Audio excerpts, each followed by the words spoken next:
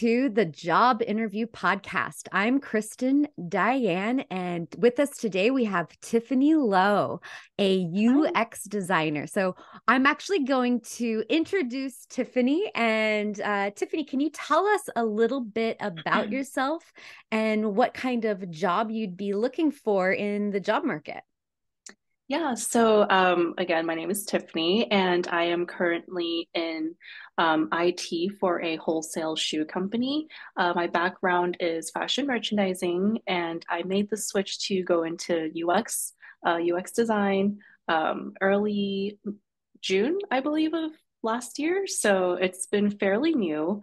I'm definitely looking to kind of apply in terms of like the mental wellness area. And yeah, I'm excited to be joining in on this podcast with you. So thank you for having me. Yeah, well, thank you for joining. I first want to say it is definitely a little bit of a brave thing to dive in and allow yourself to Yes. be vulnerable to this experience. So thank you for that. And for anybody who doesn't know what this experience is like, I'm just going to dive in, and I've already told Tiffany a little bit about this, but we're going to reiterate to Tiffany, and I'm going to tell the audience what this experience is all about.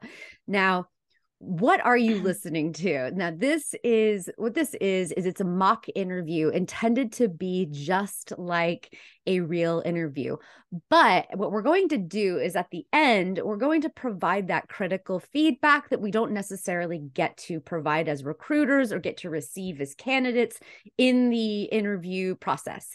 For many different reasons, a lot of different reasons, companies don't like recruiters to provide that feedback, and it ends up feeling like an empty experience for candidates. And so that's what we're trying to provide today. So it can be a learning experience both for Tiffany and for the audience listening, and even for me as a recruiter, because, I like to receive feedback as well. So So because this isn't an actual real interview, there are a few alterations and guidelines we must follow. And I've gone over these in advance with Tiffany, as I've mentioned before, but I want to go over them again to reiterate and also, elaborate a little bit so you know what the experience will be like as a listener or viewer today. Once the interview portion starts, there's going to be no breaking of the fourth wall or breaking character for questions. Just keep going with the flow. Try as much as possible. We know that it's a little bit of a wonky experience to work our way through.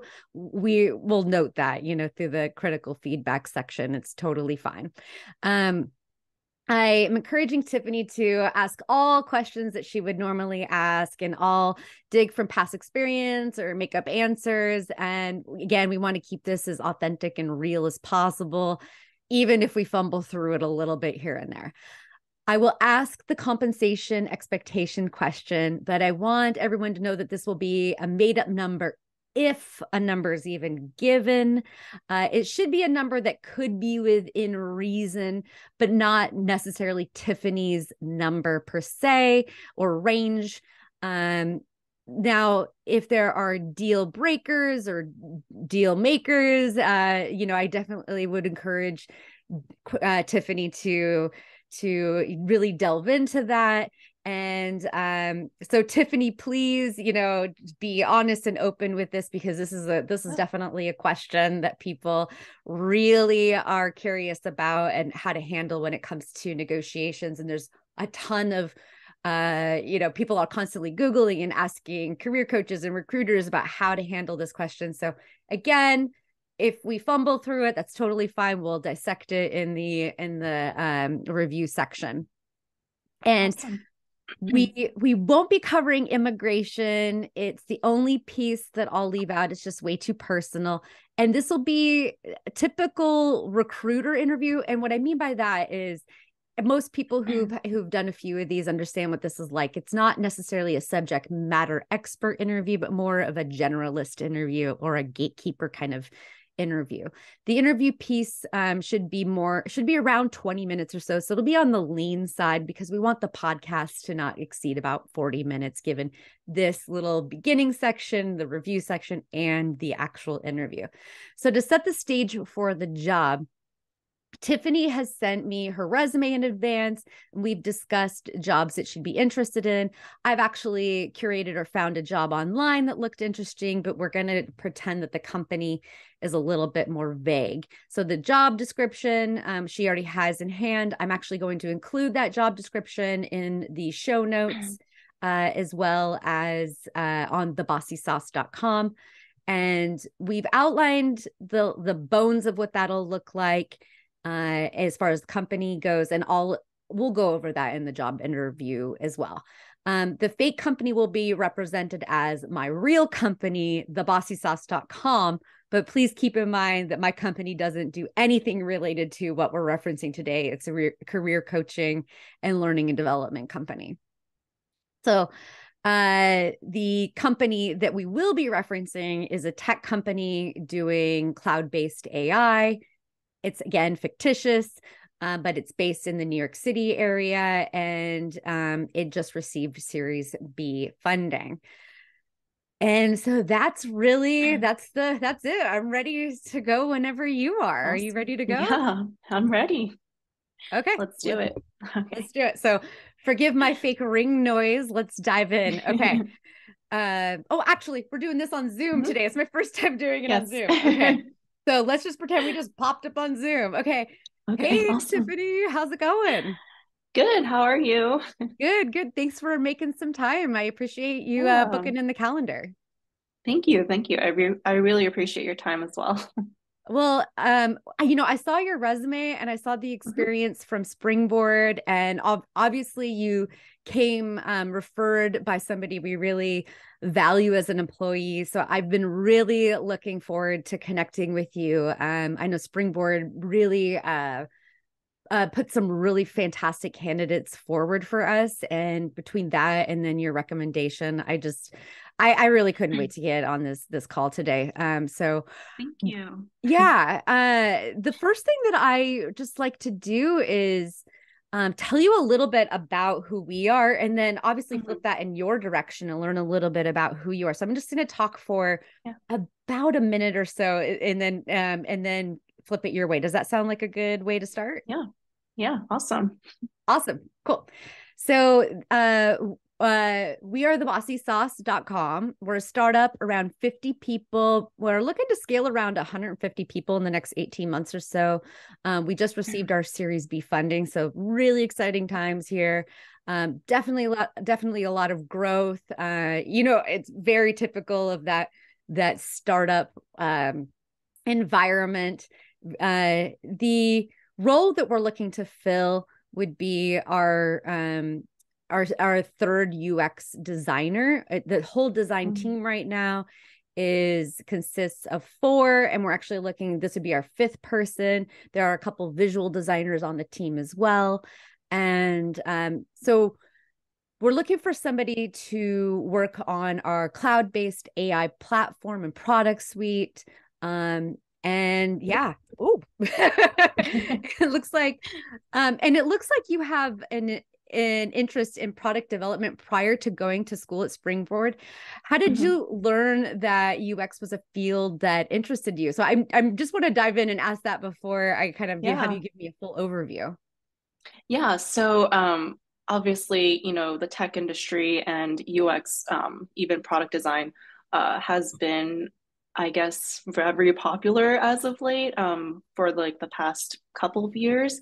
And so my background is fashion merchandising. I've been doing a lot of work in the wholesale side, working with buyers, building product for them, presentations for them. And I feel like it's gotten to a place where I needed some kind of change. But I knew that I loved working with people, and especially making connections with people, just talking to people. And surprisingly, my brother actually just joined UX as well a little bit before me, and he also did Springboard. So when there was like a whole buzz about UX, I kind of like dipped my foot a little bit. I took a free like online intro to UX course, and I was just blown away. I did not know that this was even a big thing. And looking into it, I just was so like interested in building product and making people's lives so much easier and being empathetic with people. And just talking to my brother, seeing the work that he's done, it made me kind of just take a leap of faith and kind of just changed industries. And yeah, this is like doing Springboard has been a crazy ride. It's been so much fun, but yeah, I am so ready, and it's been really, really great experience. So That's I hope awesome. that answered your question. It did. It did. And and so one of the things I do love about Springboard too is that it not everybody who has gone to the program has gone right from their bachelor's into that program. And oftentimes people have kind of gone out and gotten some experience in their Mhm. careers elsewhere and then kind of came back. And I think that provides a lot of value into that. But I also means that there is something when people have that kind of slight career pivot, that there's something that Mhm. really attracted them to doing that too. So it's really, thank you for sharing that you kind of had like an aha moment when it came Yeah. to design. Um, so it looks like you so you're I'm just overall really curious about your ideal next job. What does that look like to you? And I'd really Mhm. love for you to dive into everything from culture to company size to work and daily responsibilities. Just an overall picture of what your ideal job is. Yeah. So, again, coming from a fashion industry, it's quite different. I loved what I do, and the experiences that I've had really shaped who I am as a person, in the job field and personally as well. But I figured I really want to, for my next career, I really wanted to actually like help people and make a difference in the world. Do something that I am more passionate about. And for the past couple of years, mental wellness and just all around in that scope really just hit home to me. It's something personally that I have endured as well. And I just wanted to make a change and kind of provide people that outlet and provide people more of like an understanding of how to tackle those things. And I figured, changing fields, being able to be a UX designer, provide product and maybe develop product that, people can use on a daily basis to really help them in their everyday lives. I think that's my end goal, and that's where I'm aiming to go into. And yeah, that's I guess pretty much kind of what I'm striving for at this moment right now. So yeah. Wow. Yeah, I can tell that the design has really attracted you because you're really connected to the humanness of it. And so that's really, Yes. yeah. Yes, for sure. Which is really nice to see. The this position does require a lot of cross collaboration with the engineering team. Can you tell me about any experience you have working with engineers and providing cross functional support either with engineering or with any other team? Yes. So again, this would be my first UX job. So although I have never really collaborated with the engineer, I am very fascinated to do so, just because I think that their work, as much as UX designers and product designers are very important in trying to make the actual product and design a product that works, it's the engineers who are pretty much building that and making it into life. So I think with that being said, it's really exciting that we get to work with engineers one-on-one on a product that we're both working on.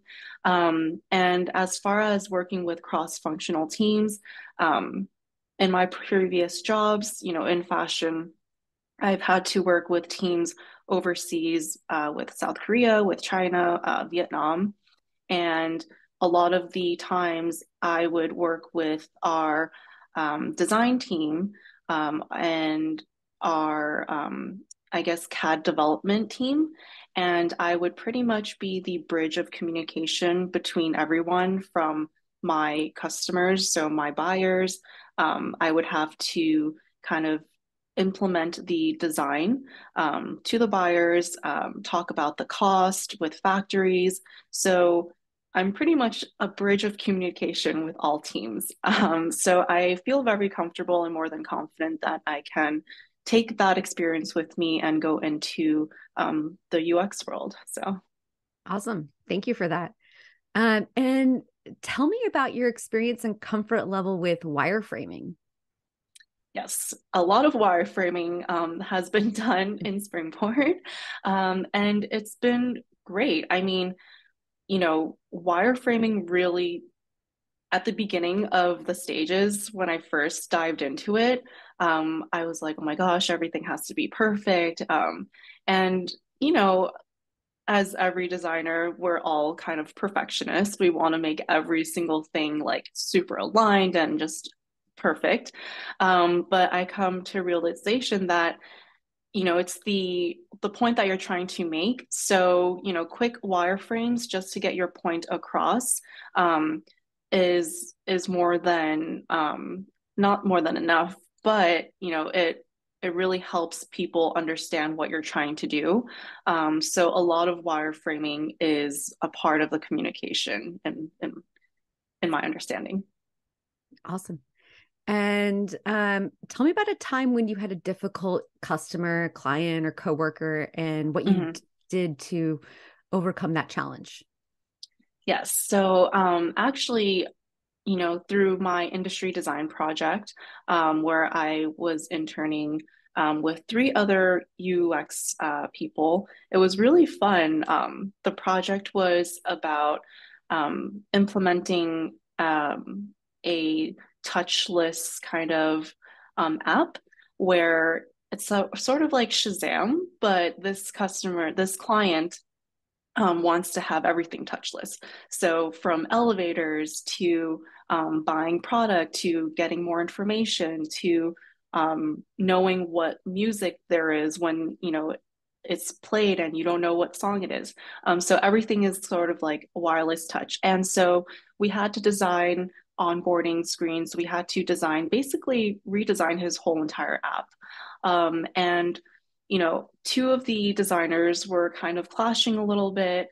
Um, and it's understandable because coming from, a design perspective world, like we all have our own opinions and it's great because, we all have such strong opinions because we're all really passionate about what we do. And it was such a good experience for me to see that and to be that middleman to kind of mediate those the two designers and to kind of circle back and kind of reevaluate ourselves and kind of think, okay, we need to kind of have like a middle ground and an understanding, and we really have to before being empathetic with clients and customers and users, we have to be empathetic towards each other because without doing that, the communication is lost. Um, and everything kind of just goes downhill from that. So yeah, that was a really eye-opening experience. And I guess looking back at it now in hindsight, it was a fun experience just to be able to kind of reevaluate ourselves and to help those two designers to really kind of remember why we're doing this in the first place and kind of reevaluate like our goals and our alignment with the client. So it was a fun experience. I mean, sounds like you did a really good job kind of reeling that in. Reeling it in. We had 4 weeks, so I had to really, reel it back in. But yeah, it worked out at the end. So And you've mentioned I've noticed you've used the word empathy a few times, and I yeah. see you have experience with empathy mapping, and I must admit I'm a little intrigued by this. Can you Mm-hmm. tell me more about what this means? Yes. So I mean, I guess all in all, like in our everyday lives, when people say empathy, it's like, what does that really mean? So it's kind of like having the understanding, listening to one another, really, you know, understanding everyone has different perspectives, everyone has their own alignment, but truly understanding their point of view. Although, you know, in a world where we live today, like we don't always agree with each other. And that's perfectly fine. Everyone has their own ways of thinking. But I think empathy for me is really trying to just listen to other people, see where they're coming from. And although you don't 110% agree with that person, it's okay. And, you know, I think that's what makes really good UX, and that's what makes designers so great, because we all have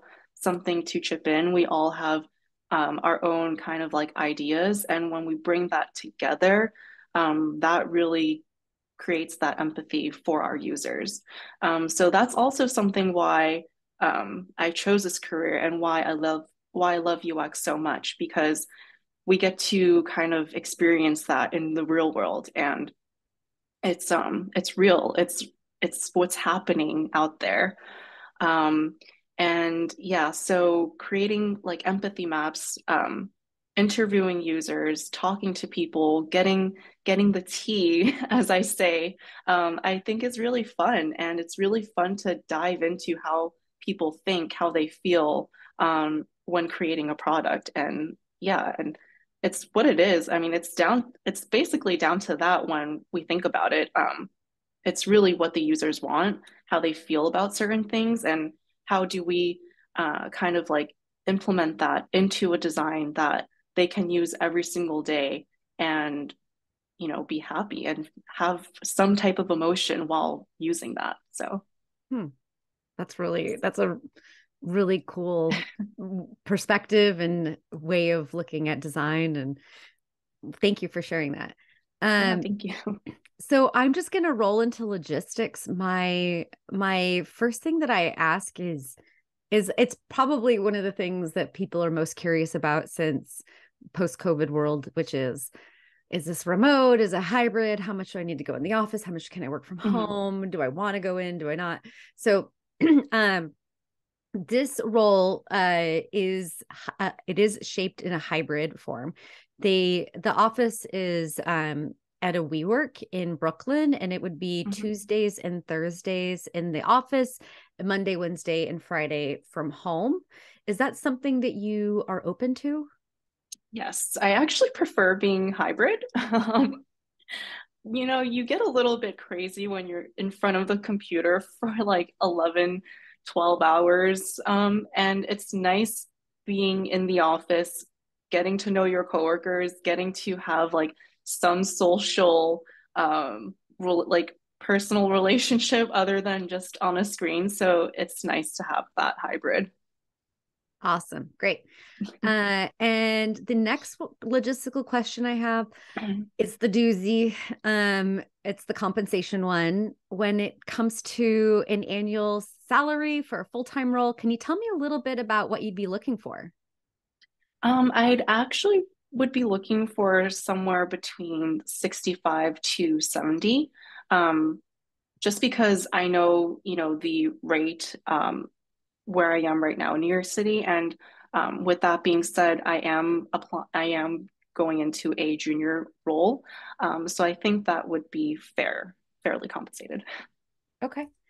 Thank you for providing me that information. I think that's definitely doable. Mhm. And just so you're aware, the benefits are fantastic for the job. I mean, for the size of the company and the fact that they're a startup, it's definitely not Mhm. big tech companies, benefits, but it's unlimited PTO with a 2-week minimum plus a holiday closure, 100% paid medical, dental, vision. There's a flexible spending account for health, childcare, and transit. 401k at 4% matching, tuition reimbursement. There's also a home office stipend, and yeah, so it's definitely and if you have anything learning and development that you're interested in, it's a case by case situation, but they're pretty Mhm. we're pretty good about like providing a good, robust learning and development opportunities for people as well. Sounds awesome. Great. Well, so let me tell you a little bit more about what next steps look like. So there would be 3 more interviews totaling about 1.5 hours of Zoom calls and 4 people total. So it could take about 2 to 3 weeks to get through the whole interview process. I'll send you a link after this call to book directly with Jane, and to you can book in her calendar like through a Calendly link. She would be your potential manager for this role. And there are no take-home assignments or presentations with this position. So it's just a few more calls like this, but really just deeper dives. And how does that all sound to you? That sounds perfect. Thank you so much. Yeah, it's my pleasure. Are there any questions that you have for me at this juncture? Yeah, I actually do have one. I know that we are a hybrid kind of role, and our offices are at WeWork. So how is the company culture like for you guys, and how do you guys create that with, certain people being at home and then in the office at WeWork? Yeah, no, it is definitely, I will say, it is something that we're constantly working on. And I don't know if we've 100% figured it out yet. But Mhm. I also will say, I don't know if any company has 100% figured this out yet either. Yeah. Because we do have employees, we did that thing during COVID where we're like, well, this is an opportunity to hire people from anywhere. And we did that. And then now we are now hiring just in the New York City area, or primarily at least 90% in the New York City Mhm. area. But we do have a lot of employees that are, spread throughout the US. And so there's definitely, we are talking about having an all company on site where we get everybody together. So that's something Oh, we're going to nice. start implementing at least once a year. And we do try to have some really good team bonding things. We just got our Series B funding, so I think that'll provide a little bit more funds for us to do a little bit more of those team collaboration and team bonding opportunities. The it is definitely like a go, go, go kind of atmosphere, but it's also definitely a group of people that are really kind and caring about each other, and really do really care about each other's well-being, and making sure that they're checking in with people and making sure that people have the bandwidth to have that work-life balance. I also Mhm. will know our Slack channel is very lively. So if you, it's almost like you can't keep up. That's one thing I will know is like, if I'm off, for a day and I come back, like I've missed a whole bunch of funny things that have happened for a Yeah. whole day. But it's definitely a lively place, even in remote world. And I think that you would definitely, I think the empathy design aspect would fit in really well with the team. And I Awesome. think you'll feel that when you meet the team as well. I'm excited. Awesome. Great. Yeah. Any other questions you have for me? Not at the moment. It sounds wonderful. I'm so excited to meet with other, people who are in this company. So yeah, thank you so much for having me and interviewing me. Awesome. Well, thank you so much for your time. I really appreciate it. Thank you.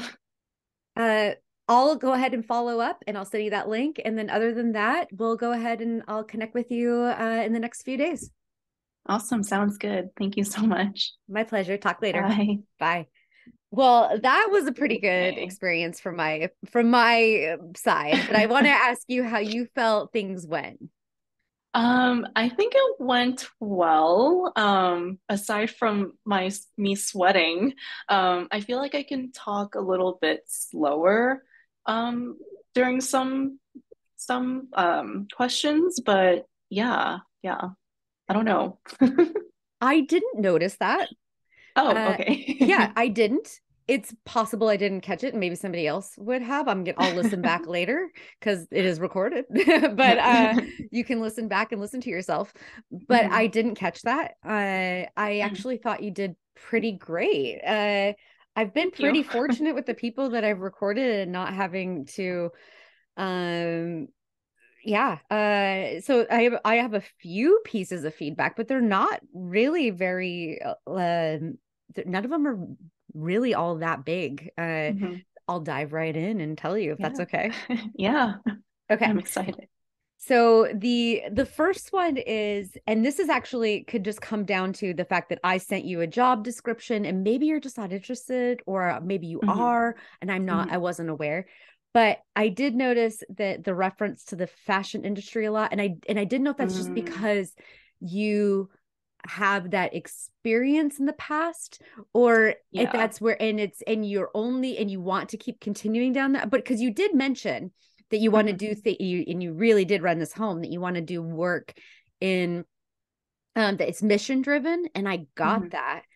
And Mm, I definitely got that. But I feel like even just making that statement, if you are interested in doing something outside of the fashion industry, even just making that statement really, because it crossed my mind, and somebody who might get fixated on it, and mm, I didn't, I let it go, but I just know some recruiters and some people might fixate if they don't hear that yeah.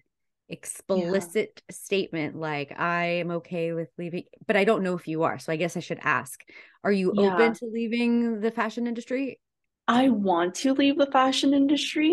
Okay. But I wasn't so, yeah. I mean, when I actually do go on like interviews, that's one of the questions that I have in the back of my mind as well. How much is too much talking about my previous experience? Because, a lot of the questions that I'm being asked, like if I had any challenges during any work, experience, I feel like a lot of them might stem from my previous background just because I was in it for so long, besides like the IDP project and like the projects I'm working on in Springboard currently. So is it just like a matter of like, I want to strive away from fashion, or is it just like not talking about those experiences at all? I think it's good to explicitly say it. I went Hmm. to Okay. Springboard to get a career pivot. And Okay. although I have gained a lot of experience from my time in fashion that is really Hmm. valuable, and I can Mm, leverage that experience in my future roles, as far as yeah. the industry goes that I want to work in, it's no longer in the fashion industry.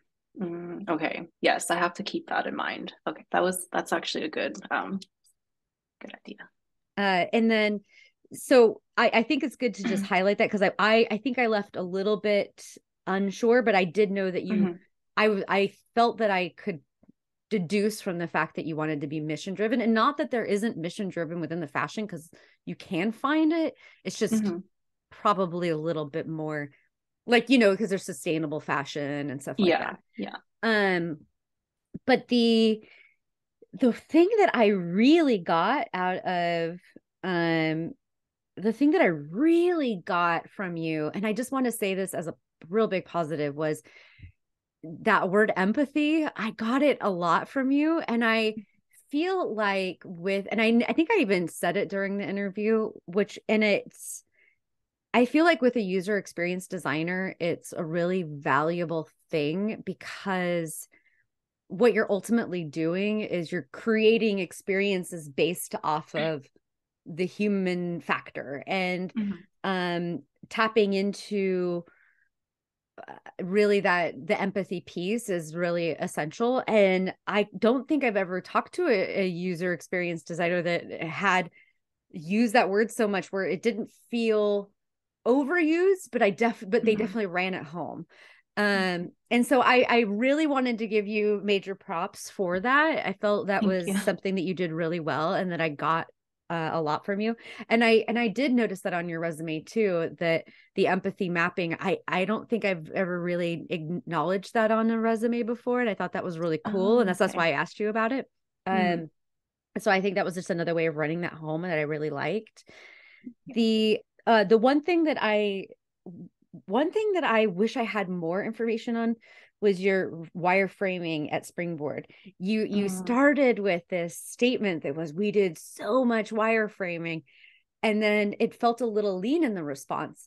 But then mm, I also, one of the things that we do as recruiters is sometimes we end up with this thing where we're like, okay, I know I want more, but I don't know exactly what to ask for at this moment, at this very moment in time, because I've got like 3 seconds before I need to ask another question. And I'm like, okay, I just Yeah. got to move on.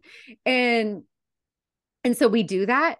And so I felt like I wanted more, but I didn't quite know exactly where to drive it. So I just moved on.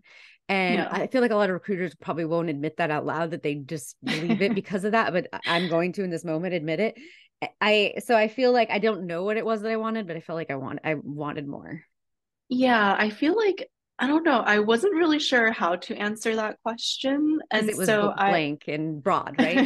Yeah. yeah, so I wasn't sure like where like if I should take it I guess like how I interpret, like the question. So yeah, I don't really remember actually. I have to go back into the video. But yeah, maybe I should have emphasized more on like what I did, I guess, with the wireframing and like how it helped my projects, maybe. It could be anything. When I asked that question, it was the most broadest form of the question possible, which could Okay. also have just thrown you for like a loop, because you're like, where do I even go? Um, Yeah. and the reason for that is, again, I'm not a subject matter expert in that field. And a lot of things that recruiters do is we're really good at gauging whether or not you know what you're talking about. If Mm-hmm. we don't know what you're talking about. Yeah. So we're experts at like BS radar. Mm, And so that's what we're really gauging a lot of times. hmm. And so I just wanted to hear you talk more, so that I Just could, about it. yeah. Okay. And about your experience. So when you go back, you'll see it was the question I asked tell me about your experience in wireframing. It was literally Hmm. like the Yeah. broadest question I could have asked.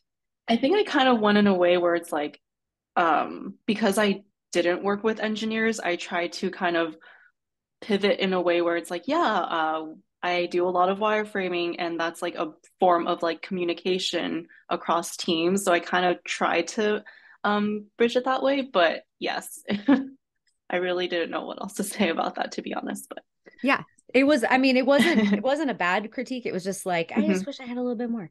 a little more. Yeah. Um, and I thought you did really good with the cross-functional team aspect. And answering, and you were honest about you not having experience working with engineers. I think it's really good to just lean in and be honest when you don't have Mhm, experience with something.